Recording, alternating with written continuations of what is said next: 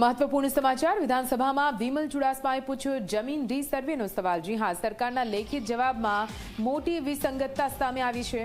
उना तालुकामां 184 अरजी सामे 904 अरजीनो निकाल, ज्यारे कोડીનારમાં 47 अरजी सामे 211 अरजीनो निकाल बताववामां આવ્યો છે। પાટણના વેરાવળમાં પણ 14 અરજી સામે 131 અરજીનો નિકાલ બતાવવામાં આવ્યો। સૂત્રાપાડા તાલુકામાં 105 અરજી સામે 684 અરજીનો નિકાલ થયો હોવાનું બતાવાયું। ગીર સોમનાથમાં પણ ધારાસભ્ય વિમલ ચુડાસમાએ આ સવાલ કર્યો હતો। 31મી જાન્યુઆરી સુધીમાં કેટલી અરજી મળી અને કેટલાનો નિકાલ થયો, આ સવાલ હતો, જેના જવાબમાં મંત્રી બળવંતસિંહ રાજપૂતનો લેખિત જવાબ સામે આવ્યો, જેમાં મોટી વિસંગતતા સામે આવી છે।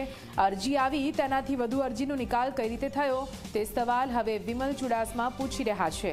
ખેડૂતોની હાજરીમાં જ રીસર્વે કરવા વિમલ ચુડાસમાએ માંગ કરી છે। કે જે ખેડૂતોને અરજી જે બાકી છે ફરી રીસર્વે કરવા માગે છે તો ખેડૂતોની હાજરીમાં તમે સર્વે કરવા માગો છો કે નહીં, તો એમાં પણ કોઈ જવાબ નહીં। એટલે ગોળ ગોળ જવાબ આપવામાં આવ્યા છે।